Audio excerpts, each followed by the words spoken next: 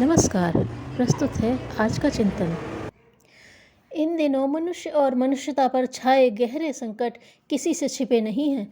इन संकटों के स्थूल कारणों की खोज और उन्हें निरस्त करने के लिए प्रयास पुरुषार्थ भी किए जा रहे हैं।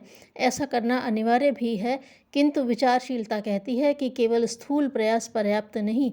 मनुष्य की प्रत्येक क्रिया के पीछे चिंतन और आकांक्षाओं की एक लंबी श्रृंखला होती है। इसलिए आज की प्रत्यक्ष विपत्तियों के पीछे भी मनुष्य के चिंतन और कामनाओं की निकृष्टता ही काम कर रही है। पदार्थों के प्रदूषण से बना वायुमंडल जहरीला बनता है। इसी प्रकार चिंतन और आकांक्षाओं भावनाओं के विकृत होने से सूक्ष्म चेतना जगत का वातावरण विषैला हो जाता है।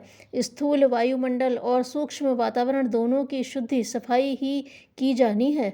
स्थूल श्रम और उपकरणों से स्थूल का परिष्कार तथा आध्यात्मिक पुरुषार्थ से सूक्ष्म का परिमार्जन संभव होता है। विश्वास किया जाए कि विभीषिकाएं संकट कितने ही भीषण दिखते हों, उन्हें समाप्त होना ही है, क्योंकि इस संसार को बनाने वाली चेतना सत्ता अभी इसका विनाश होने देना नहीं चाहती। वह परम सत्ता अपना प्रभाव उन शरीरधारियों के माध्यम से प्रकट करना चाहती है जिनमें स्वेच्छा और सद्भावना के बीज अंकुर हैं। सद्विचारणा और सद्भावना के जागरण और एकीकरण से सूक्ष्म जगत का परिष्कार होगा। स्वार्थ जनित भ्रांति जनित दुष्कर्मों पर अंकुश लगेगा। अनर्थकारी प्रयास रुकेंगे, कल्याणकारी पुरुषार्थ बढ़ेंगे। फलस्वरूप परिस्थितियां सुधरती चली जाएंगी। करना यह है कि सवेरे सूर्योदय से आधा घंटा पहले से आधा घंटा बाद तक इस 1 घंटे समय में से कम 5 मिनट का समय ही इस ध्यान साधना के लिए निकालें। हाथ मुँह धोकर, नहाकर या बिना नहाए, आसन, चौकी, कुर्सी, सोफा, फर्श, बगीचे की घास, कहीं भी बैठकर यह प्रयोग किया जा सकता है। विश्वास करें कि परमात्मा सत्ता उसे किसी भी नाम या रूप से पहचानते हों, सर्वव्यापी है। पृथ्वी पर जीवन संचार बनाए रखने के लिए उसने सूर्योदय की व्यवस्था बनाई है। उसी की इच्छा से सूर्य प्रकाश, गर्मी सहित चेतना की अनेक तरंगें झड़ती फैलती रहती हैं। सूर्योदय के चक्र को सुव्यवस्थित रखने वाला, उसे प्रकाश और चेतना का स्रोत बनाए रखने वाला, हमारे अंतःकरण और सूक्ष्म वातावरण को भी व्यवस्थित परिष्कृत बनाने में समर्थ है। उसके लिए आवश्यक सद्विचार और सद्भावना वह हमारे अंदर जगा सकता है।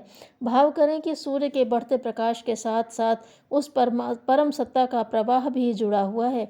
हम उस परम हितकारी, परम समर्थ, परम प्रिय सत्ता के प्रवाह को अपने अंदर बाहर के सूक्ष्म वातावरण को परिष्कृत करने के लिए भावनापूर्वक बुला रहे हैं। सूक्ष्म तरंगों के रूप में उस सत्ता का संचार श्वास के साथ रोम रोम के अंदर बाहर हो रहा है।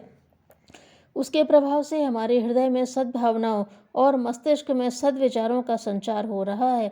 रोम रोम पुलकित हो रहा है।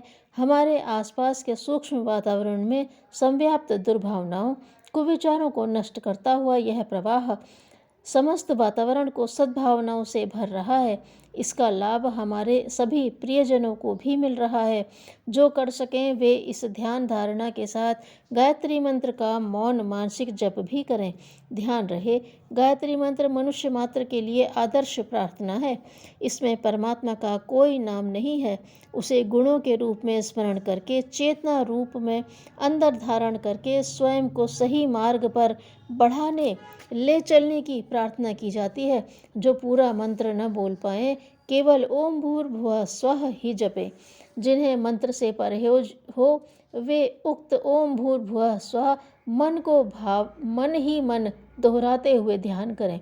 इसे कोई भी कर सकता है। इसमें परमात्मा के किसी नाम या रूप विशेष का आग्रह नहीं है। किसी भी मत या संप्रदाय वाला व्यक्ति अपने इष्ट देव को प्रकाश युक्त चेतना के रूप में सक्रिय होता अनुभव करता है। अपने इष्ट के प्रति सहज आत्मीयता उमड़ती है और ध्यान सहज ही जमने लगता है। यह एक ऐसा उच्च स्तरीय पुण्य परमार्थ है जिससे मनुष्य मात्र के उज्जवल भविष्य की संभावना बढ़ती है। साधनहीन से लेकर संपन्न समर्थों तक इस पुण्य को बिना खर्च किए पर्याप्त मात्रा में कमा सकते हैं। यह एक दिव्य यज्ञ है।